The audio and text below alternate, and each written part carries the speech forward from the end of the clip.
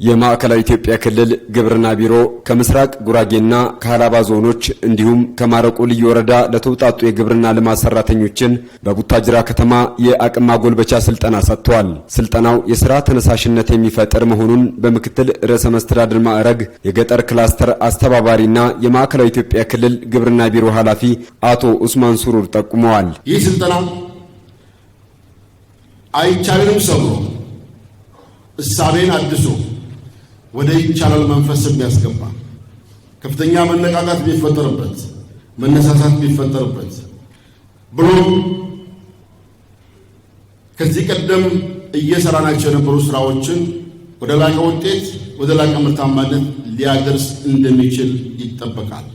ምክንያቱም ከተለምዷዊ አሰራር ወጥተን ምርትና ምርታማነት የሚያሳድጉ ፈጠራና ፍጥነትን አክለን ወደ ተግባር ከገባን ተጨባጭ ለውጦች ማምጣት እንደምንችል ያለፉት ዓመታት ስራዎቻችን ጥሩ ምስክር ናቸው። አርሶ አደሩ ከወቅቱ ጋር መጓዝ እንዲችል የዘርፉ ባለሙያዎች ሚናቸው ከፍተኛ ስለመሆኑም ገልጸዋል። እነኚህ የጀመርናቸውን ስኬታማ ስራዎች ዳር ለማድረስ የልማት ሰራተኞች ሚና ተኪ የለሽ ነው። አዳዲስ ሀሳቦችን አርሶ አደሩ ጋር በማድረስ አርሶ አደሩ እንዲተገብር በማድረግ ዕለት ዕለት ድጋፍ በማድረግ አዳዲስ ውጥኖች ውጤታማ እንዲሆኑ የልማት ሰራተኞች ሚና ቁልፍ ነው። በመሆኑም ባለፈው ዓመት አጠቃላይ አገራዊ ክልላዊ የግብርና ትራንስፎርሜሽን አቅጣጫዎች ስኬቶችና በሂደቱ ያሉ ማነቆች ቀጣይ አቅጣጫዎች ላይ ስልጠና ሰጥተን ነበር። ከስልጠና ማግስት በተጨባጭ ስልጠናው ልዩነት ፈጥሯል፣ ውጤት አምጥቷል። ያሉ እድሎችን ሁሉ በመጠቀም አቀናይቶ መምራት ከተቻለ ከድህነት አረንቋ መውጣት ይቻላል ያሉት አቶ ኡስማን ሱሩር አርሶ አደሩን በህብረት ስራ ተቀናይቶ ወደ ኢንዱስትሪና ወደ ማቀነባበር ፊቱን እያዞረ ተጨባጭ ስኬቶች እየተመዘገቡም ይገኛል ነው ያሉትም። የመደራደር አቅሙን አሳድጎ በምርቶች ላይ እሴት ጨምሮ የገበያ ችግርም ይፈታል፣ ገቢውን ያሳድጋል፣ ለበርካታ ዜጎችም የሥራ ዕድል ይፈጥራል። ስለዚህ አርሶ አደሮቻችን ከአምራችነት ወደ ገበያ ተዋናይነት፣ ከአምራችነት ወደ ኢንዱስትሪ ባለቤትነት፣ ከአምራችነት ወደ ኤክስፖርተርነት እየተሸጋገሩ ነው ያሉት።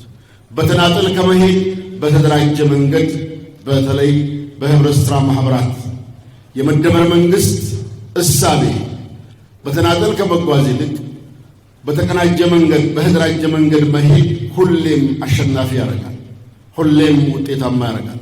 ስለዚህ የክልላችን አርሶ አደሮች እነኚህን ጉዳዮች እየተከበሩ ነው ያሉት። የምስራቅ ጉራጌ ዞን ዋና አስተዳዳሪ አቶ ሙስጠፋ ሐሰን በበኩላቸው የግብርና ልማት ባለሙያዎችን የአርሶ አደሩን ህይወት በዘላቂነት መቀየር እንዲችል ትልቅ አቅም እንደሆኑ ተናግረዋል። መጀመሪያ ራስ መቻል ነው። በቤተሰብ ደረጃ ብልጽግና ማረጋገጥ፣ የነፍስ ወከፍ ገቢ እንዲጨምር። ይሄ ለማድረግ ሶስት ነገሮች ናቸው ከናንተ የሚጠበቁት። መሬት አለ፣ ውሃ አለ፣ ቴክኖሎጂ ተጠቅመን ሞቢላይዝ ካረግን ውጤታማ እንሆናለን። ግን ይሄ ሞቢላይዝ የሚደረገው የሰው ኃይል አቅሙ መገንባት አለበት። ዞኑ ትርፍ አምራች አርሶ አደሮች የሚገኙበት የትኛውም አዝዕርትና ሰብሎች ማብቀል የሚችል አግሮ ኢኮሎጂ ውስጥ የሚገኝ ዞን ነው ብለዋል። ቀጣይም ለክልሉ እድል እንጂ ዕዳ እንደማን ነው።